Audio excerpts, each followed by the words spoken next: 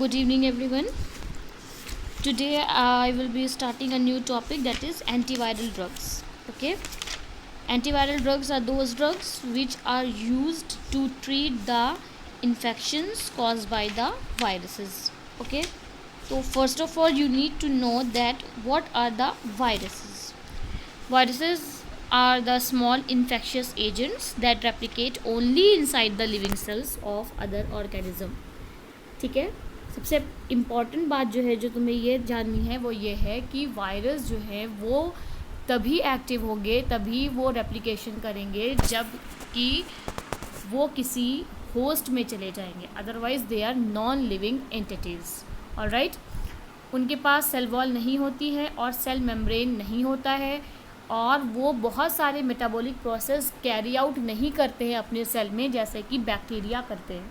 मैंने इससे पहले जब बैक्टीरियल एजेंट्स पढ़ाए थे तो मैंने उसमें बताया था कि बैक्टीरिया के अंदर भी मेटाबॉलिक एक्टिविटीज़ हो रही होती हैं. ऑलराइट, लेकिन वायरस तब तक एक्टिव नहीं होता है जब तक कि वो किसी होस्ट के सेल में ना चला जाए. अब थोड़े बहुत कॉन्फ़िगरेशन जो तुम्हें वायरस के पता होने चाहिए वो ये है कि बेसिक यूनिट जो होती है वायरस की, वो उसका जीनोम होता है.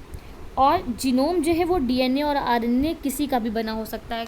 कुछ वायरस ऐसे होते हैं जिनके पास सिर्फ और सिर्फ डीएनए होता है जेनेटिक मटेरियल की तरह, और कुछ ऐसे होते हैं जिनके पास सिर्फ आरएनए होता है.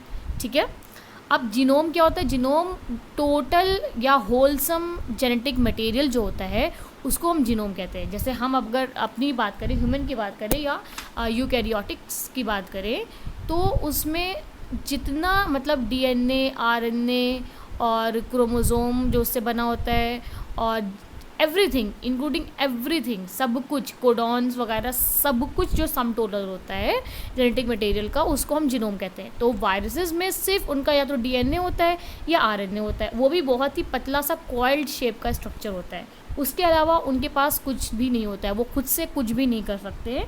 वो जब वो होस्ट में जाते हैं तभी वहाँ पे वो अपना जो जेनेटिक मटेरियल है उसको रेप्लिकेट करते हैं. इसका मतलब ये हुआ कि वो सारा का सारा जो एंजाइम है और जो न्यूट्रिएंट्स है, जो भी उनको चाहिए होता है ग्रो करने के लिए, वो सब होस्ट से ही लेते हैं.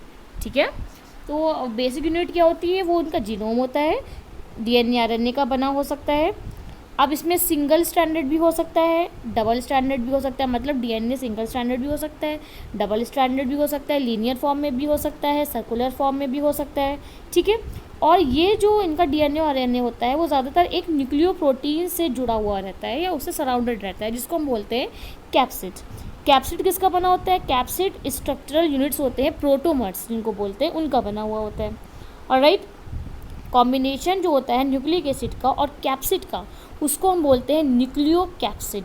और ये पूरा पूरा वायरस भी हो सकता है, इसको हम पूरा पूरा वायरस भी बोल सकते हैं. ठीक है, तो जो कंप्लीट वायरल पार्ट होता है, चाहे वो कैप्सिड के साथ हो चाहे ना हो, उसको हम बोलते हैं वायरियन. समझ में आ रहा है? इसके कुछ पार्ट्स होते हैं, देखो जेनेटिक मटेरियल लिखा हुआ है, डीएनए या आरएनए, प्रोटीन कोट होता है, कैप्सिड जिसको बोलते हैं, इन्वेलप ऑफ लिपिड होता है, लिपिड बाइलेयर होती है जो कि प्रोटीन कोट को सराउंड करती है. आजकल कोरोना वायरस के बारे में हम लोग पढ़ रहे हैं, तो उसमें बताया जा रहा है कि बार बार हाथ धोने से ये वायरस डिस्ट्रॉय हो जा रहा है. वो इसीलिए हो जा रहा है क्योंकि जो लिपिड है वो जब आप साबुन से या डिटर्जेंट से उसको वॉश करते हैं सर्फेक्टेंट से, तो वो उसकी लेयर को डिज़ोल्व करके वॉश कर देता है, और जो इसका जीनोम है वायरस का, वो एक्सपोज हो जाता है और वो डिस्ट्रॉय हो जाता है. इसीलिए जो बेस्ट टेक्निक है वायरस से बचने की, वो है वॉशिंग ऑफ हैंड्स. ठीक है, ओके.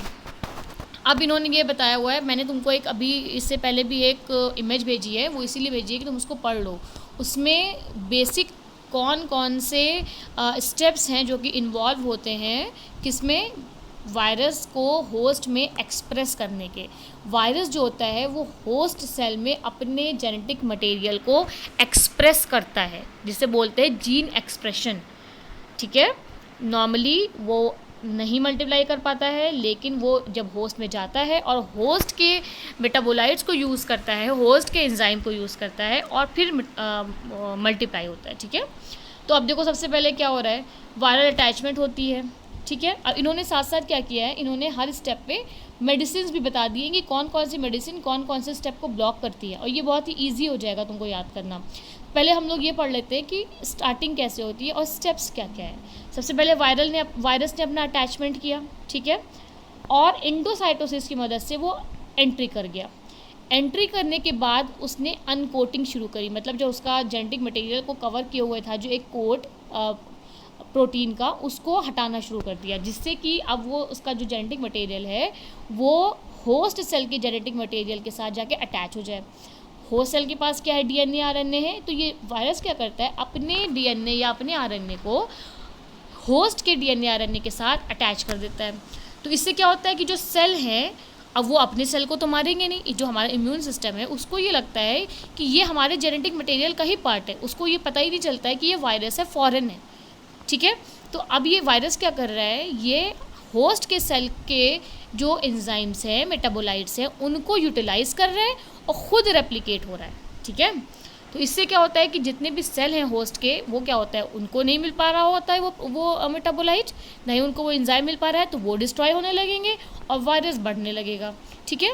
अब उसके बाद क्या हुआ, अनकोटिंग के बाद वायरल रिलीज़ का मतलब हुआ कि उसने अपने जेनेटिक मटेरियल को रिलीज़ करना शुरू कर दिया और अपनी न्यूक्लिक एसिड की सिंथेसिस स्टार्ट कर दी। न्यूक्लिक एसिड में राइबोन्यूक्लिक एसिड भी हो सकता है और डीऑक्सी राइबोन्यूक्लिक एसिड भी हो सकता है। और जब इसने रिलीज़ कर दिया, मतलब डीएनए आरएनए अपना बनाना शुरू कर दिया, उसके बाद क्या करेगा, अपने आप को एक्सप्रेस कैसे करता है, मैंने तुमको पहले ही बताया है कि हर ऑर्गेनिज्म, हर जीन अपने आप को एक्सप्रेस करता है। कैसे, जीन मतलब डीएनए का एक पार्ट, डीएनए से बना आरएनए, डीएनए की इन्फॉर्मेशन आरएनए में आई और वही आरएनए प्रोटीन सिंथेसिस करके अपने आप को एक्सप्रेस करता है। मतलब डीएनए के पास जीन्स जो हैं वो ये बता रहे हैं कि हाँ इसका आई कलर ब्लू होना चाहिए, ठीक है, ये इन्फॉर्मेशन डीएनए में कोडेड है। अब कि ब्लू आई होनी चाहिए, ब्लैक हेयर होने चाहिए और फेयर कलर होना चाहिए। मान लो किसी का ये वो है, इन्फॉर्मेशन है कि ये बंदे में ये क्वालिटीज़ होनी चाहिए, ये इन्फॉर्मेशन आपकी डीएनए में जीन्स की फॉर्म में स्टोर्ड है। अब इसने क्या किया, बताया आरएनए को, डीएनए से बना आरएनए, डीएनए की जो इन्फॉर्मेशन थी ब्लू आइज़, ब्लैक हेयर और फेयर कलर, ये अब आरएनए के पास आ गई। अब आरएनए ने इस इन्फॉर्मेशन को, इस मैसेज को डिकोड करवाया प्रोटीन बना के। तो अब वो प्रोटीन बनेंगे जो कि ब्लू आइज़ के लिए रिस्पॉन्सिबल है, मतलब आई का जो पिगमेंट है वो ब्लू कलर का बनेगा। तो इसके लिए अल्टीमेटली रिस्पॉन्सिबल कौन हुआ, डीएनए रिस्पॉन्सिबल हुआ, और ब्लैक हेयर और फेयर स्किन, ठीक है। तो डीएनए अपनी इन्फॉर्मेशन को प्रोटीन से पहले आरएनए में कन्वर्ट करता है, फिर प्रोटीन सिंथेसिस के थ्रू वो एक्सप्रेस करता है। तो ऐसे ही डीएनए ये भी करेगा, वायरस भी करेगा। वो क्या करेगा, पहले उसने होस्ट में एंट्री करी, अपने जेनेटिक मटेरियल को मल्टीप्लाई करवाया और उसके बाद अब अपने जेनेटिक मटेरियल से ये प्रोटीन सिंथेसिस करवाएगा, लेकिन अपनी प्रोटीन सिंथेसिस करवाएगा, मतलब अपने काम के प्रोटीन बनवाएगा, ठीक है। अब देखो ये जो स्लाइड है इसको तुम लोग डाउनलोड कर लो, सेव कर लेना, और इसमें तुमको जगह जगह जो ड्रग्स भी दिए हुए हैं, जैसे वायरल अटैचमेंट और एंट्री ब्लॉक करते हैं कौन, इन्फोवर्टाइड, मेराविरॉक, डोकोसानोल, पेलिविजुमाब, अनकोटिंग अमांटाडीन, रिमांटाडीन, वायरल रिलीज़ को न्यूरोरेमिडेज इनहिबिटर्स जो हैं वो करते हैं। तो ये सारी चीज़ें तुम लर्न कर लो, ऑलराइट।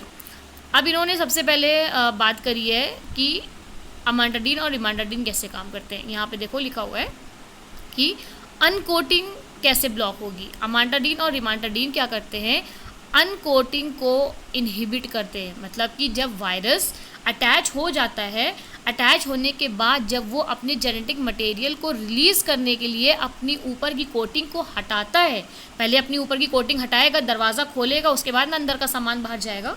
तो दरवाज़ा खोलेगा तब अपना जेनेटिक मटेरियल होस्ट में डालेगा।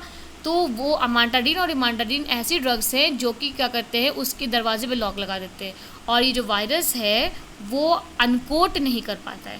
अब जब वो अनकोट ही नहीं कर पाएगा तो क्या होगा, अनकोट नहीं कर पाएगा तो उसके अंदर का जेनेटिक मटेरियल होस्ट में जा ही नहीं पाएगा। तो ये क्या होते हैं, they are hydrophobic amines, weak organic bases हैं और ये स्पेशली इन्फ्लुएंजा वायरस के लिए होते हैं, ठीक है। और ये इनकी एबिलिटी क्या होती है, ये बाइंड करते हैं, ability to bind to block the proton channel form by the M2 matrix protein. M2 matrix protein जो है वो सेल रिसेप्टर के पास, सेल रिसेप्टर में प्रेजेंट होती है, ठीक है। और ये इनको अगर आप यूज़ कर लिया अमांटाडीन रिमांटाडीन को तो 2 दिन के अंदर ही अंदर वायरस इन्फेक्शन रुक सकता है, क्योंकि ये इनिशियल स्टेज है, ओके। अब इन्होंने स्पेसिफिकली एक ड्रग को बताया, ये जो आपका स्ट्रक्चर है वो है अमांटाडीन का। इसको हम क्या बोल सकते हैं, 1 अमाइनो एडामेंटेन। और इसका जो मिथाइल डेरिवेटिव है वो इनहिबिट करता है अनकोटिंग ऑफ वायरल RNA, मतलब कि अनकोट ही नहीं करेगा। अनकोट का मतलब क्या होता है, अपने ऊपर वाले कोट को हटा देना, ठीक है। जब वो अनकोटिंग होगी तो वायरस जो है उसका जेनेटिक मटेरियल अंदर जाएगा, अनकोटिंग स्टॉप हो जाएगी तो जेनेटिक मटेरियल होस्ट सेल में नहीं जा पाएगा, नहीं रेप्लिकेशन हो पाएगा। अब ये है इसका दूसरा डेरिवेटिव, NH2 लगा हुआ है अमांटाडीन का। यहाँ पे अमांटाडीन अमाइनो डेरिवेटिव है और रिमांटाडीन क्या है, NH2 और CH3 डेरिवेटिव है। तो ये भी वही करता है, ये भी इंटरफेयर करता है वायरस की अनकोटिंग करके, और ये रोक देता है प्रोटीन के रिलीज़ को, और ये अमांटाडीन से ज़्यादा इफेक्टिव है। ऑलराइट, इन्होंने सिंथेसिस ऑफ अमांटाडीन को मेंशन किया है। ये आई थिंक तुम्हारे सिलेबस में नहीं है, बट स्टिल सिंपल से सिंथेसिस है, तुम इसको चाहो तो उसको पढ़ सकते हो। तुम्हें ये याद रखना है कि अमांटाडीन और रिमांटाडीन जो हैं वो किस स्टेप पे काम करते हैं, तुम्हें ये याद रखना है। अब रिमांटाडीन की अगर हम बात करें तो वो है, उसका जो केमिकल नेम है, इसका केमिकल नेम है 1 अल्फा मिथाइल एडामेंटेन मिथाइलामीन हाइड्रोक्लोराइड। और ये सिंथेटिक डेरिवेटिव है, ठीक है। ये ज़्यादा इफेक्टिव है और इसके जो साइड इफ़ेक्ट्स हैं वो कंपैरिजन अगर हम करें अमांटाडीन से तो कम है।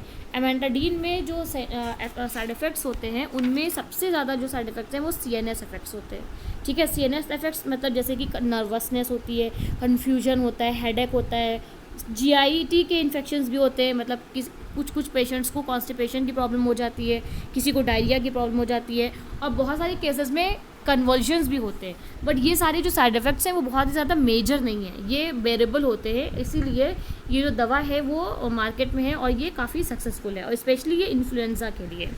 ऑलराइट, ये सिंथेसिस हम लोग देख रहे थे। सिंथेसिस में एडामेंटेन का ब्रोमिनेशन कराया है, उसके बाद मिथाइल नाइट्राइल या एसिटोनाइट्राइल से इसको सल्फ्यूरिक एसिड की प्रेजेंस में रिएक्ट कराएंगे और ये बन जाएगा इस्टाइल अमाइडो एडामेंटेन। उसके बाद इसका बेसिक कंडीशन में मतलब इसका क्या करना है, हाइड्रोक्सिलेशन करके अमांटाडीन बन जाता है। ऑलराइट।